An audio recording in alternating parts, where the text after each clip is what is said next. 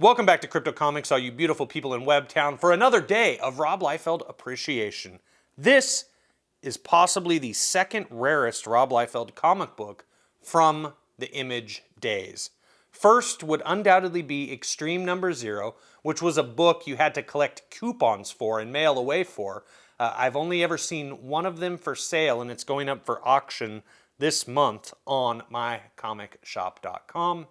And I'm very curious to see what it goes for. I think that, however, is CGC graded, but I'm not positive. I'm waiting to find out for sure because I'm not interested in buying it CGC graded because then we can't read it, and I'm not paying slabbed prices for a book that I just want to crack the slab on and read. This is the Extreme Super Tour. Now, I know what you're thinking. Oh, look, Rob Liefeld did an Appleseed comic. No. This is Extreme Super Tour. This was a book that was only available on the convention circuit, and I just thought it'd be interesting to take a look at. It's from 1994. If you recall, we have previously done the Extreme Tour 93 comic book. This is Extreme Super Tour from 94. And here we just see all the homies, and oh look, there's Blood Wolf back there. We got the guys skating. Oh, how awesome. Oh, there's my dog Chapel with Bad Rock. That's fun. I think this is Chap Yaep fast asleep, but I'm not positive. Don't quote me on that.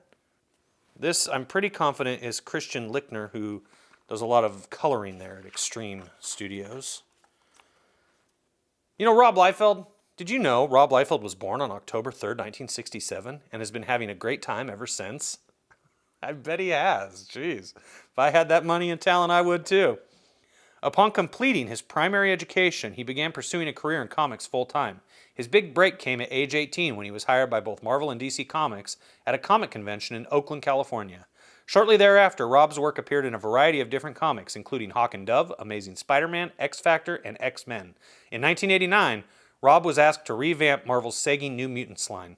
Rob jumped at the chance to apply his creative talents and soon began writing, penciling, and inking the title. Rob's approach was successful to the tune of several million copies, with the final issue of the series selling a record-breaking 1 million copies. The series was replaced by another Rob creation, X-Force, which broke the record for all-time comic sales, selling 5 million copies in its release. A few months later, Rob, along with good pal Todd McFarlane, created Image Comics, which would shortly boast the creative likes of Jim Lee, Mark Silvestri, Eric Larson, and Rob's former studio mate and longtime friend, Jim Valentino, all of whom would eventually share in the ownership of the Image Comics label. Rob's Youngblood was the company's first offering and sold out shortly after its initial release of 1 million copies. Youngblood remains one of Image's top-selling titles and has spun off several successful series such as Prophet, Brigade, Bloodstrike, and Supreme. The achievement that Rob is most proud of is the formation of Extreme Studios. It has always been his dream to create an environment where young talent can come and learn about every facet of the comic industry. Extreme Studios continues to thrive, recently being named the second largest best-selling family of comic books in the comic industry. Rob's ultimate dream is to create a multimedia studio that creates comics, toys, cartoons, television, movies, and music. Having signed movie deals with both Steven Spielberg and Tom Cruise, and a cartoon show set to debut on the Fox Kids network in 1995, it would seem that dream is getting closer to becoming a reality. Now, if you would, discuss all of this in the comments below, because there's a lot to discuss right there. My goodness. Some of those things did not come to fruition. Stephen Platt, you know this guy? Yeah, he's the guy that penciled all these famous Prophet issues that everyone still remembers here 25 years later. Stephen, unbelievably so, was born in Manchester, England on April 1st, 1970, and moved to Toronto, Canada permanently in 1978. He has been drawing since he could hold a pencil.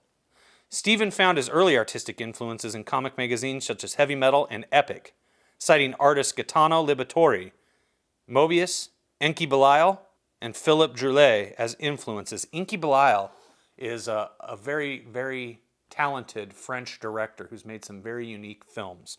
If you are way into cinema, check out the work of Enki Bilal.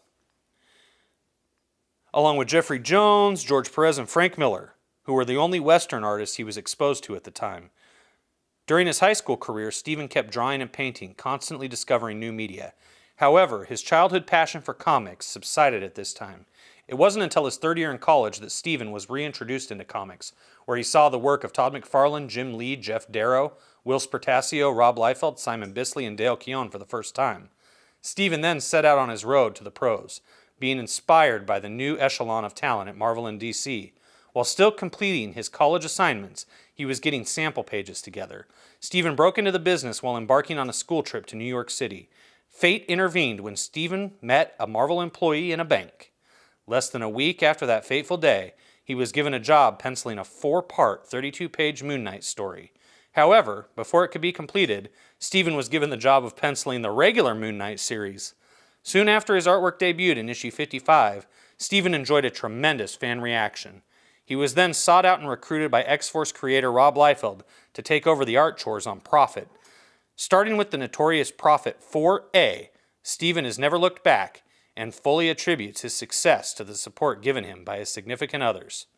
Special thanks to his mother, sister, Kathy, Jim, Vincent, Logan, Gary Miron, Nelson Dancy, Ray Polianis, Ross Mendez, Brian Holton, Dale Keown, Rob Liefeld, Larry Martyr, Todd McFarlane, Sarah Mossoff, Carl Bowlers, Terry Kavanaugh, and of course, Whitey. Thanks for cashing your checks on a Friday. Well, I just learned more about Stephen Platt than I ever knew in my entire life. I had no idea he was British. Fascinating. I assumed that he was one of the discoveries of the Extreme Studios talent search, and I'm surprised. I have been surprisingly corrected on that. Now, we've talked about some of these other people in the past. Dan Frege, Chap Yaep, Merritt Michaels, Todd. Okay, well, we've definitely talked about Dan. We've definitely talked about Merritt in the Extreme Tour 93 book, which you can check out right here in Crypto Comics in the playlist. Very easy to find. Chap Yaep. He knew from the beginning he was different. The stark cityscape of downtown Oakland, the smoke and steam of a kitchen somewhere in Chinatown, it all seemed to confine him. At night, though, he was free to roam, free to search for that one intangible element of his life that would give meaning to it all, that would shake off the ghosts of a life unfulfilled and a dream untapped. Dancing across the rooftops with a grace rarely seen, one night he found the keys to his dream, a drawing board, a pencil, the tools with which to fashion his dreams into glorious reality. He trained for years, ever pushing himself, until one day he found that he was strong enough to seek out others like himself. On the shores of San Diego he found them, lean, hungry, and with a lust for life comparable to his own. He relentlessly battled all who stood in his way, until he finally arrived at the place he wanted to be. He went to the extreme and found a home. His dreams now flow freely, the sweat and smoke of his childhood behind him. He sets his sights on a future unbridled. This is what he lives for. Team Youngblood was just the beginning. Now he's going to the maximum with War Child. Let's talk about Todd Knock. Born and raised near Dallas, Texas, Todd began drawing as soon as he could hold a pencil. At age 14, he began collecting comics regularly. 1 year later, Todd decided that he wanted to pursue comic books as a career. He attended the Art Institute of Dallas, where he applied himself to learning commercial art and graphic design. After graduation in December of '92, he started sending out samples of his work to several companies, only to receive rejection letters. In between submissions, Todd would create homemade ash cans featuring his own characters. His ash cans were entered into the Extreme Talent Search of '93-'94, and Todd was invited to work in studio at Extreme. Todd lists Badrock and Company number 6, New Men number 8, Team Youngblood number 15, and the Troll Stocking Stuffer to his present credits. Troll Stocking Stuffer, I don't know about that. I wonder if that actually exists. Future projects include taking the reins of Team Youngblood, New Men, and Mark V. Who else we got? Oh, Anthony Wynn. Born in Saigon, Vietnam in 1973, Anthony Wynn and his family came to America in 1975. As a child, he watched Saturday morning cartoons and became fascinated by heroes, especially superheroes. After graduating from El Toro High School, he went to college to study graphic design. Before landing a job at Extreme, Anthony worked with his brother Don at an art gallery holding exhibits for international artists like Michael Bryan and Danielle Merriam. Anthony has worked on titles such as Prophet, Team Youngblood, Deathmate, and is currently working on Brigade. Cedric Nocon. Born in Quezon City in the Philippines in '74, Cedric would have ended up as a Street Fighter addict or a professional Rena ninja if it were not for his career as a penciler. He began drawing seriously at the age of 17. He received his first comic book work the day after his high school graduation with an independent company. That's cool. After an internship as an art assistant and a very short stint with Marvel UK, Cedric packed his portfolio and, with the advice and help of his buddy Jonathan Sabal, headed for Extreme Studios. He made his debut with Deathmate Red, followed by Team Youngblood 5 and 6. He currently resides in the heart of sunny Southern California, enjoying fun-filled days penciling Supreme, locking horns with other Street Fighter fanatics, and being with family and his friends at the studio. He feels that his greatest accomplishment to date is being able to pencil a page in less than 2 days. Carl Altstatter was born in Gardenia, California some 23 years ago. During his teens, he tooled around the South Bay, making trouble until he met up with Chuck Jones. After many all-night drawing sessions, Carl scored a gig at Homage Studios. After that, he bounced around the industry, finally finding a home at Extreme. Carl is currently writing and penciling Bloodstrike. If you are not familiar with Homage Studios, I would suggest you go into the Image Comics playlist, because we have previously reviewed the Art of Homage Studios book and the Homage Studios swimsuit special, both of which I think you would enjoy after this video. Oh, John Stinsman. As a young lad growing up in a small town in New Jersey, John spent most of his time playing with his toys and drawing till the wee hours of the morning. Now, at age 22, not much has changed. Although he lives in LA now, he still doesn't like anyone having more toys than he does, and at 3 in the morning, you can still find him burning the midnight oil, drawing one of Extreme's latest titles. John began his career working for a few smaller companies, drawing some Cheesecake Vampire Babe. I wonder if that was Vampirella. After spending a few months in the trenches of comicdom, an angel appeared to him in the form of Rob Liefeld. Since then, John has gone on to do work on such books as Bloodstrike and Team Youngblood, as well as work in both Supreme and Prophet. In his free time, John enjoys building Japanese models, adding to his hoard of toys, and singing along to such groups as Pop Will Eat Itself, 9 Inch Nails, and Frank Black. John would also like to thank God for giving him his abilities and his family, and close friends for their much appreciated love and support. We've talked about Norm Ratman in the past. We've talked about Danny Miki in the past. Wow, this is Warcry by Danny Miki. How about that? I think this was actually featured in the Creators Universe card set that we reviewed.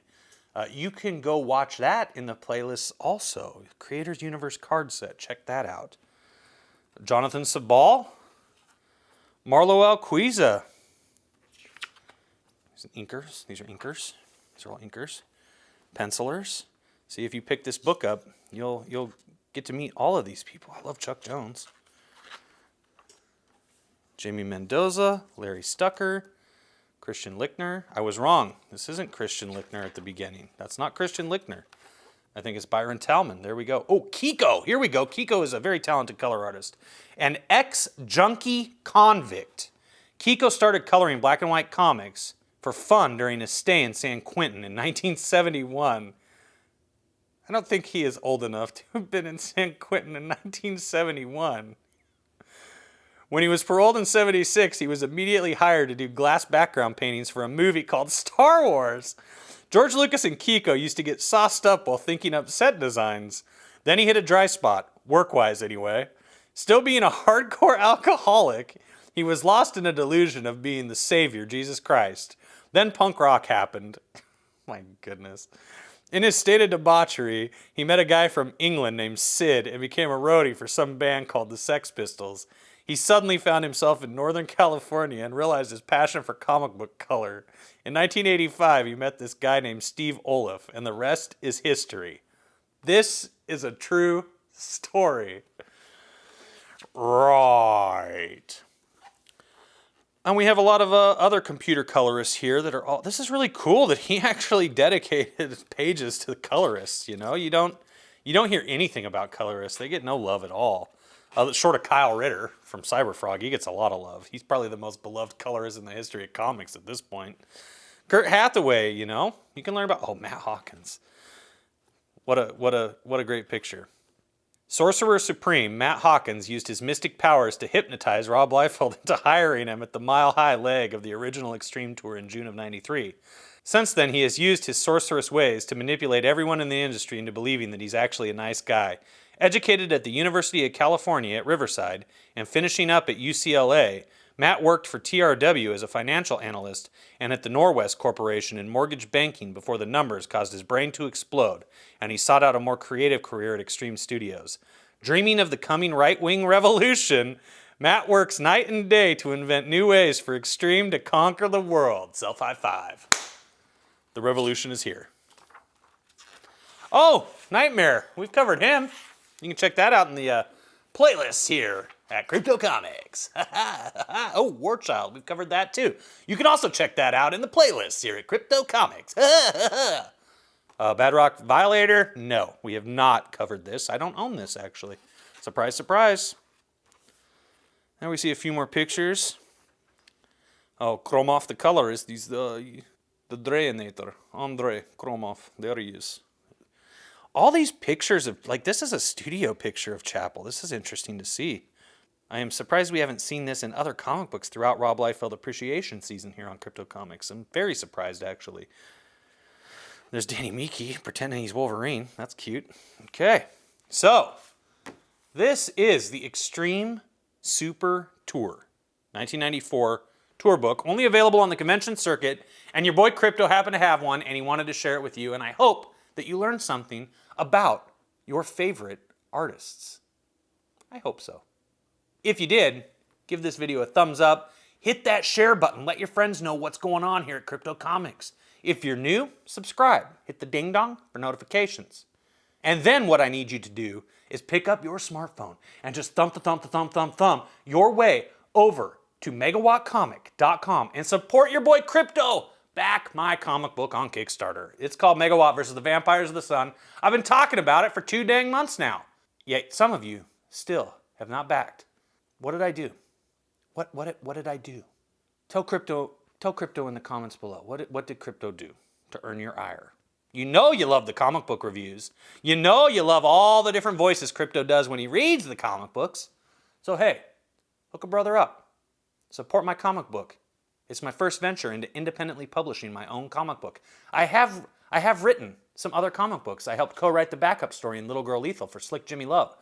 I wrote the feature-length story in Legends of the Lone Wolf for Doug Garrett's massive anthology book. I've edited some stories for Nasser Rabati of Stardust and Trixie Kane fame. And I'm going to keep on keeping on no matter what happens. And the last thing I want to say before I get out of here is that I appreciate each and every one of you. Whether you back my comic or not, I know sometimes times are tough, especially as we get closer and closer to Christmas. But you know, your boy Crypto would really love to publish a comic book. I wrote this Megawatt story many years ago, and I've polished it and polished it and polished it. When I first wrote it, honest to God, it was a real turd. Real turd. But over the years, I learned how to write better and better and better. And finally, I was able to see everything that was wrong with my original script. And I was able to rewrite and rewrite and rewrite and polish this little turd into a beautiful gem just for all you people. And it took many years. I didn't think I was going to be able to do it. But eventually, I figured out exactly how you write a comic book. I figured out exactly how you write a story. I figured out exactly how you improve a weak story. And so I applied all of my knowledge from over the years, producing television, writing screenplays. I applied it all into this right here for all of you beautiful people. Megawatt versus the Vampires of the Sun. Available for a very short time on Kickstarter. Just go to megawattcomic.com. It'll take you right there. And don't forget to come back here for another journey into the amazing career of Robert Liefeld on Crypto Comics.